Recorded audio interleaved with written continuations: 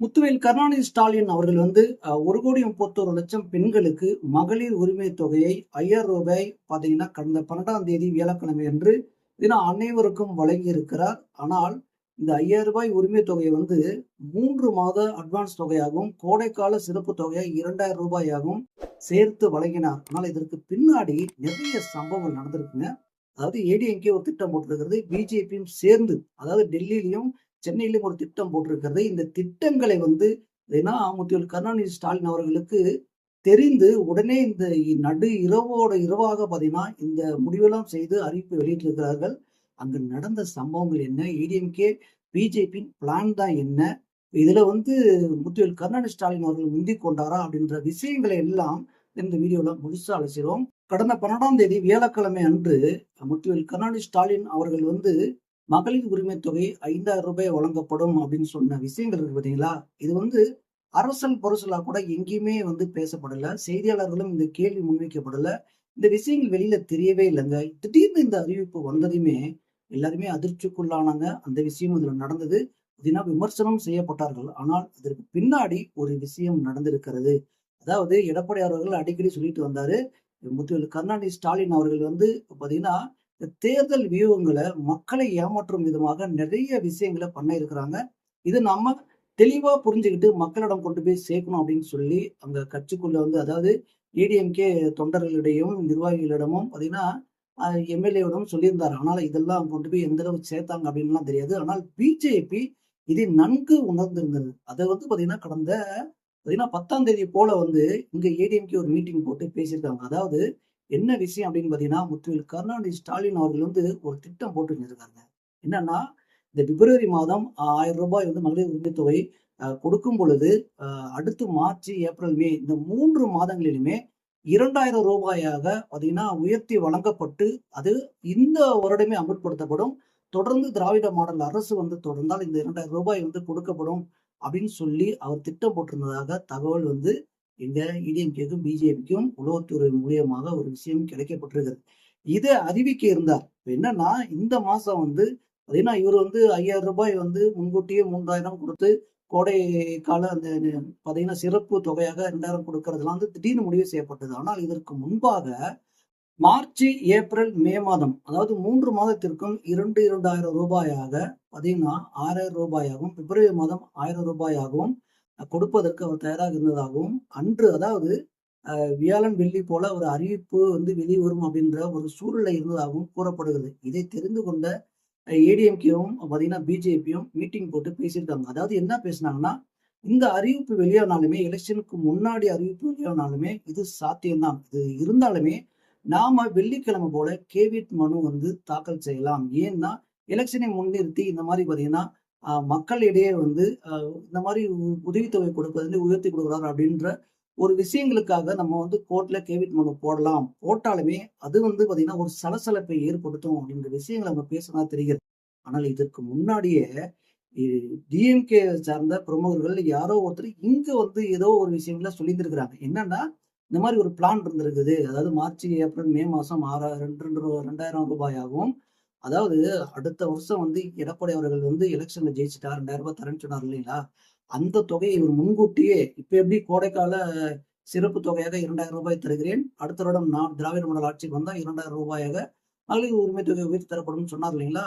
இத வந்து இன்னும் பிப்ரவரி மாதம் வந்து ரூ. 1,000 வந்து கொடுத்து விட்டு மற்ற 3 மாதங்களுக்கும் கொடுக்க போகிறேன் அப்படின்னு சொன்ன விஷயங்கள வந்து இங்க ஏடிஎம்கே, பிஜேபி தெரிய வந்து இவங்க ஒரு பிளான். இவங்க போட்ட பிளான் வந்து இங்க வந்து பாத்தீங்கன்னா முத்துவேல் கருணாநிதி ஸ்டாலின் அவர்களுக்கு தெரிஞ்சதுக்கு அப்புறம் இவர் என்ன பண்ணிட்டாருன்னா, சரி நீங்க இந்த பிளான் போடுறீங்களா? நான் ஒரு முடிவு பண்றேன்னு சொல்லிட்டு அன்னைக்கு 12ஆம் தேதி, அதாவது 11ஆம் தேதி இரவே, புதன்கிழமை இரவே வந்து என்ன பண்ணிருக்காங்க, இந்த தகவல் உளவுத்துறைக்கு தெரிஞ்சதுமே டிஎம்கேக்கு இது வந்து போய் சேர்ந்துருச்சு. அங்க வந்து முத்துவேல் கருணாநிதி ஸ்டாலின் அவர்கள் வந்து உடனடியாக பாத்தீங்கன்னா நிதி அமைச்சரெல்லாம் வர சொல்லிட்டு பாத்தீங்கன்னா தலைமைச் செயலகத்துல முக்கிய அந்த ஆவணங்கள்லாம் கொண்டு வர சொல்லி இங்க என்ன பண்ணலான்னு ஒரு முடிவு எடுத்திருக்காங்க. அப்போ எலெக்ஷன் வருவதனால மக்களிடையே பாத்தீங்கன்னா இந்த ரூபாய் 3,000 அதாவது முன்கூட்டியே கொடுத்துட்டோம்னா அவங்களுக்கு வந்து இப்போ நிறைய செலவுகள் இருக்கும். அது வந்து நம்ம அவங்களுக்கு அட்வான்ஸா கொடுத்த மாதிரி இருக்கும். அவங்கள வந்து நம்ம வாக்கு செலுத்துவதற்கு ஏதுவாக இருக்கும் அப்படின்னு சொல்லியிருந்திருக்காங்க. அதற்கப்புறம் முத்துவேல் கருணாநிதி ஸ்டாலின் ஆல்ரெடி பிளான் பண்ணி வச்சிருந்தார் இல்லைங்களா? அந்த விஷயத்தையும் சொல்லியிருந்தார். நாம ஏன் வந்து மார்ச், ஏப்ரல்ல குடுத்தா நிதி நெருக்கடி அதிகமா இருக்கு. அப்படி இருக்கும்பொழுது மே மாசம் மட்டும் குடுத்தா எப்படி இருக்கும் அப்படின்னு சொல்லி அந்த பேச்சுவார்த்தை நடந்திருக்குங்க. எப்போ மிட் நைட்டு 12லிருந்து 11 மணிலேருந்து அதாவது சொல்றாங்க 11 மணிலேருந்து 2 மணி வரைக்கும் இந்த விஷயங்கள் வந்து பேச்சுவார்த்தை நடந்திருக்கு. அப்போ முத்துவேல் கருணாநிதி ஸ்டாலின் அவர்கள் இறுதியா ஒரு விஷயத்த வந்து முடிவு செஞ்சிருக்காரு. சரி, நம்ம வந்து முன்கூட்டியே ரூ. 3000 வந்து அட்வான்ஸ் தொகையா குடுத்துறலாம். ஆனால் ரூ. 2000 வந்து பார்த்தீங்கன்னா, இந்த கோடைக்கால சிறப்பு தொகையா குடுத்துறலாம். இதையும் வந்து பார்த்தீங்கன்னா, அடுத்து திராவிட மாடல் அரசு வந்தா ரூ. 2000 உயர்த்தி தரப்படும் அப்படின்ற விஷயங்களும் சொல்லிடலாம். அப்போ மொத்தமாக ரூ. 7,000 கொடுக்க திட்டமிட்டிருந்தத, தற்போது பார்த்தீங்கன்னா, அந்த 2000த்த குறைச்சிட்டு 5,000 கொடுத்துவிட்டு, அந்த திட்டமும் நிறைவேற்றப்பட்ட மாரியும், கோடைக்கால சிறப்பு தொகையாக 2,000 கொடுக்கலாம் அப்படின்றதையும் சிறப்பா வந்து யோசிச்சு செஞ்சிருக்கிறாய்ங்க. இத வந்து நிதியமைச்சர் தங்கம் தென்னரசு, நிதித்துறை அலுவலர்கள், செயலாளர்கள் இவர்களெல்லாம் வரவழைத்து, அன்று இரவோடு இரவாக முடிவு செய்து, இரவோடு இரவாக அவரும் வந்து ஒரு வீடியோ பதிவு செய்து, காலையிலேயே வெளியிட்டாய்ங்க. இதுதாங்க நடந்திருக்கிறது. ஆனால், அன்று காலையில 11 மணிக்கு கேவியட் மனு செய்வதற்கு ஏடிஎம்கே, பிஜேபி தரப்பில் தயாராக இருந்ததாகவும் தகவல் வெளியாகிறது. இது எந்த அளவுக்கு உண்மை அப்படின்றதும் இப்பொழுது பார்த்தீங்கன்னா வெளிவரவே இல்ல. ஆனால் இந்த சம்பவங்கள ஒட்டுமொத்த சம்பவங்களும் நடந்திருப்பதாக சமூக வலைதளங்கள்ல பேசப்படுகிறது. முக்கியமான புள்ளிகள் வந்து அதாவது தலைமைச் செயலகத்துல இருக்கிற புள்ளிகளும், இங்க இருக்கிற ஏடிஎம்கே, பிஜேபி இருக்கிற புள்ளிகளும், இந்த பக்கம் டிஎம்கே இருக்கிற புள்ளிகளும் பார்த்தீங்கன்னா அரசல் புரசலா வெளியில வந்து பார்த்தீங்கன்னா, லீக் அவுட் பண்ணிட்டாங்க.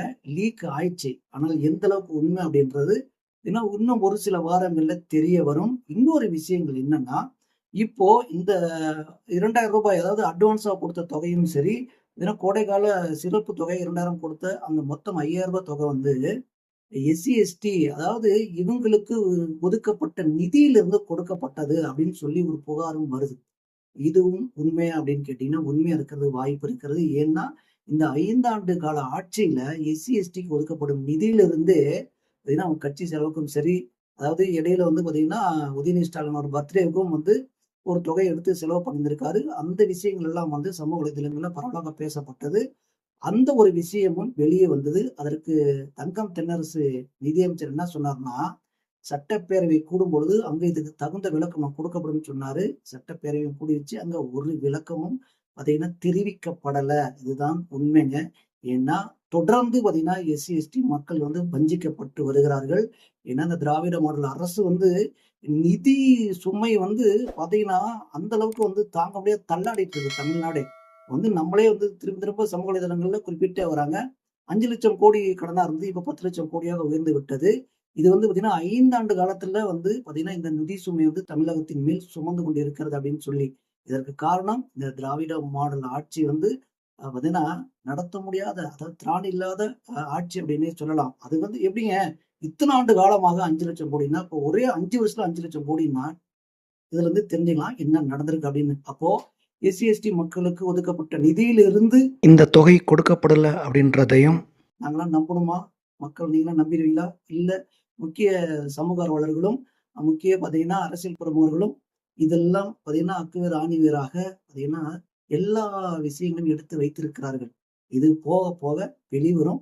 அப்போது உண்மையான நிலவரம் நமக்கு தெரிஞ்சிரும். இதில் நிதியமைச்சர் தங்கம் தென்னரசு அவர்கள் வந்து இன்னொரு விஷயத்தை கூறுகிறார். அதாவது செய்தியாளர்களும் இந்த விஷயத்தை கேட்கிறாங்க. சமூக வலைதளங்கள் பரவலாக பேசப்பட்டு வருகிறது. அதாவது இந்த முன்கூட்டியே மகளிர் உரிமை தொகை 5,000 கொடுக்கப்பட்ட தொகை வந்து எஸ்சி, எஸ்டிக்கு ஒதுக்கப்பட்ட தொகையை நீங்க எடுத்து குடுத்திருக்கிறீங்க அப்படின்னு சொல்லி குற்றச்சாட்டுகள் வந்து கொண்டிருக்கிறது. இத பத்தி என்ன நினைக்கிறீங்கன்னு கேட்கும்போது, அவர் மறுக்கிறாராம். என்னன்னா, ஆர்டிஐ போட்டு நிறைய பேர் வந்து தவறான தகவல் சொல்லிட்டு வராங்க அப்படின்னு சொல்றாங்க.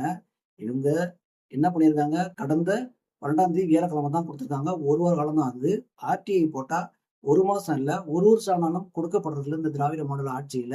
அப்போ உடனே ஆர்டிஐ போட்டு இத கேட்டாங்க அப்படின்னா, இப்பதானப்பா நீங்க குடுத்துருக்கீங்க. ஆனால் ஆண்டாண்டு காலமாக ஏடிஎம்கே, டிஎம்கே அவங்க தாத்தா காலத்திலிருந்தே ஆர்டிஐ போட்டு எடுத்துட்டு இருக்காங்க. அப்ப இருந்தே நீங்க எஸ்சி, எஸ்டிக்கு ஒதுக்கப்படும் இந்த தொகையிலிருந்து தான் நிறைய விஷயங்கள் நீங்க செஞ்சுக்கிட்டு வரீங்க, பண்ணிக்கிட்டு வரீங்கன்றது வெட்ட வெளிச்சமா தெரியும். இதுல உதயநிதி ஸ்டாலின் அவர்களும் பார்த்தீங்கன்னா, அவர் பர்த்டேவுக்கு எங்கிருந்து எங்க பணம் எடுத்தாருன்னு சொல்லி சமூக வலைதளங்கள்ல பேசப்பட்ட விஷயங்களும் இருக்கிறது. ஆனால் 1 வார காலம் ஆகியே பார்த்தீங்கன்னா, இத மறுக்கிறாங்க. ஆனால் இதில் உண்மைத்தன்மை இருப்பதற்கு நிறைய வாய்ப்பு இருக்குது அப்படின்னு தான் சொல்றாங்க.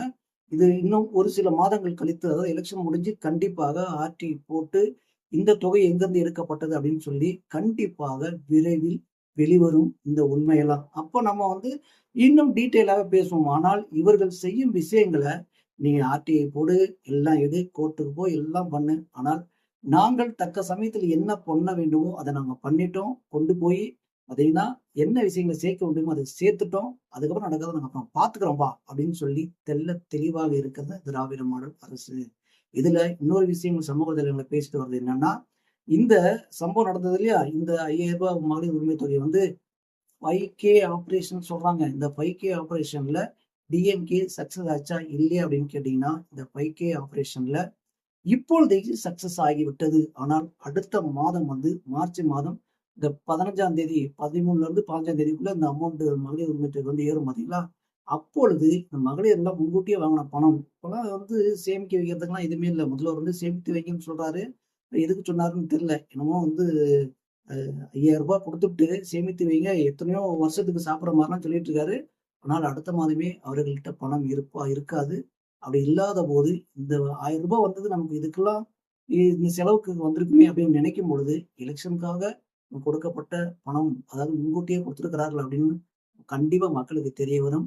அப்பொழுது திமுகவுக்கு பெருத்த அடி விழும், பின்னடைவு ஏற்படும். இதுதான் தற்போதைய நிலவரம். இந்த மாதிரி தமிழ்நாட்டின் உலகத்தில் நடக்கும் அனைத்து விஷயங்களும் தொடர்ந்து அலசுவோம், தொடர்ந்து பேசுவோம். தொடர்ந்து தமிழ் தேசிய குரல் இணைந்திருங்கள். தமிழ் தேசிய குரல் மகேஷின் அன்பு வணக்கம்.